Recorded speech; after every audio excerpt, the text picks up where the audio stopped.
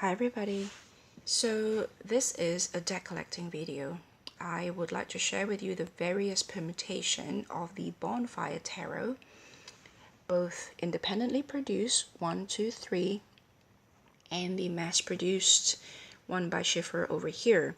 It's not going to be a long video because the differences are mainly on the packaging, these three, and the only difference in cardstock really is between the independently produced cardstock and the mass-produced cardstock, which is Schiffer's, and we all know basically more or less what Schiffer's cardstock's like. So there isn't going to be a long discussion there. But what I wanted to say first is that if you have a moral objection to deck acquisition outside of them as tools for inner working, feel free to click away, and I will talk to you in my other videos. But I also wanted to say that I would like to reiterate my stance, I guess, in that for me, having decks as a valuable tool for inner working doesn't preclude having decks for fun, in a way that having sex for procreation doesn't preclude having sex for fun. So having said that, without further ado, I would like to show you this one here. This one here, if I understand my research correctly, is the first iteration of the Bonefire Tarot. The only difference between this one here and this one here, when I came into the scene, this one was the one that is in the market. I started my journey with tarot in 2014, and I was immediately attracted to this deck and the Wild Unknown because those two decks are the first two decks two of a very few at the time, which make me feel like there is a place for me in the tarot world. And so this was the one that I bought from Gabi directly. As you can see here, the wooden heart charm with a hand-drawn bonfire there is natural grain of wood. And this one here is colored black, so it has a black background. The felt seems to appear to be lighter as well. This one is lighter than this one here, which is so dark that it's almost black. So this is just me geeking out on deck collecting in a way that you would examine the evolution of a particular object of art or object of craft that you collect, from one period to another. Looking at their evolution and their progression throughout time is part of the fun. And so I heard that the deck has been picked up by Schiffer, and so I ordered another one, and this one came because I knew that the cardstock was going to change. That was my first thought. Because I knew by then that Schiffer tend to have really glossy cardstock, and I just didn't believe that any large company can match the quality of independent producers.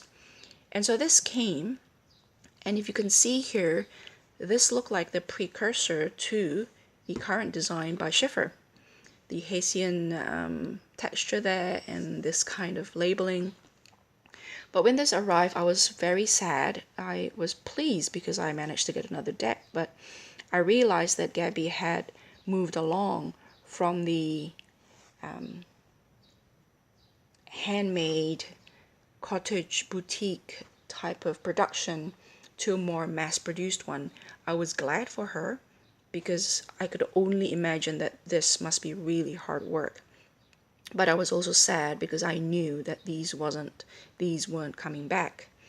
And so now I'm glad that I've ordered it when I ordered it and received this particular bag here, because now I have that kind of historical account or this artifact of this transition between the independently produced phase of the Bonefire to the currently mass-produced one by Schiffer. And so let's have a look at the deck itself. This is one of my most favorite cardstock in the world, and it's because it is very unique in its size, in its dimension, in terms of the ratio length and width, in terms of its thickness. It's probably one of the first few that is really thick. But most importantly is the dimension.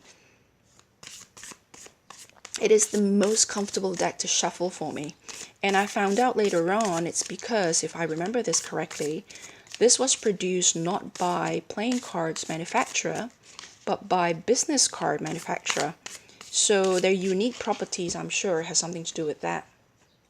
So this is still by far my most favorite cardstock. And I also think that this particular Bonefire is, let me just turn the light on. I also believe that these Bonefire, even by today's standard, that is pretty good given the flooding of indie decks in the market and how everybody's up their game, including US Games, and obviously Schiffer has as well. Even in today's very high standard, I still think that this, to me personally, nothing have surpassed these really in terms of attention to details and just the nature of it, how it's all hand stitched and handmade. It's just amazing to me. Not only the fact that it's handmade, but the way it's put together. I just think it's wonderful. And so the reason why I bought the Schiffer edition is mainly, to be honest with you, for the book. Because what I yearn a bit more for in the independently produced deck is the voice of the creator. It's Gabi's voice that I want to hear more of. And so I kind of got that here in this book. And so this is the mass produced by Schiffer. And this is the independently produced. So as soon as I shuffled Schiffer's edition, I knew the cards are larger. I didn't have a chance to directly compare the decks because these decks are in storage and I have to actually dig them out for this video. And so this is less comfortable for me to shuffle if I do it this way. So I have to shuffle this one this way. But once I shuffle it this way, because it isn't too tall, because the cards aren't too tall, it's not actually that bad to shuffle this way. And I must say that this is the least sticky of all Schiffer's deck that I've owned, and I don't own a lot of them, I have to say. I only own one or two. This is probably the least sticky of their decks, and so that's pretty good. The more glossy lamination has been argued to make the colors a bit more saturated, and that's probably true because a lot more lights bounce off the surface into our eyes, especially in camera like this. But if I see them with my own two eyes, this independently produced ones with the matte lamination, the color the intensity of the colors haven't been compromised, in my opinion, by the mattness of the lamination. That's my personal opinion. There it is. So that's it. And I just want to read out really quickly Gabi's mission statement under chapter 4. I'm not quite sure why this, I don't know whether the lighting is suddenly pretty dim.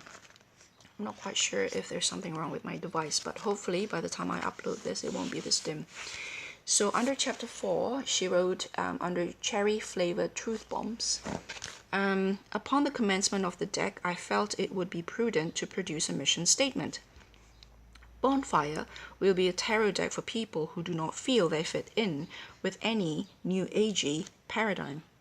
They are faintly embarrassed by talk of fae and angel folk, but despite this aversion, find they are nonetheless drawn to tarot, though they are not that kind of person. They might buy the deck because they like the style of the art and it is an interesting curio to add to their lives, a talking point, a dalliance, a flirtation with something strange, the occult of which they are nervous and skeptical, but find irresistible. So that probably summarizes why I was very much attracted to the Bonefire in the beginning of my journey.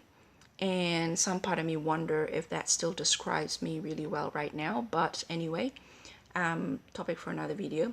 So that's the Bonefire Tarot by Gabi, Angus West. Mass-produced independently produced 1, 2, 3. Mass-produced by Schiffer, this one here. So I'll talk to you later. Bye.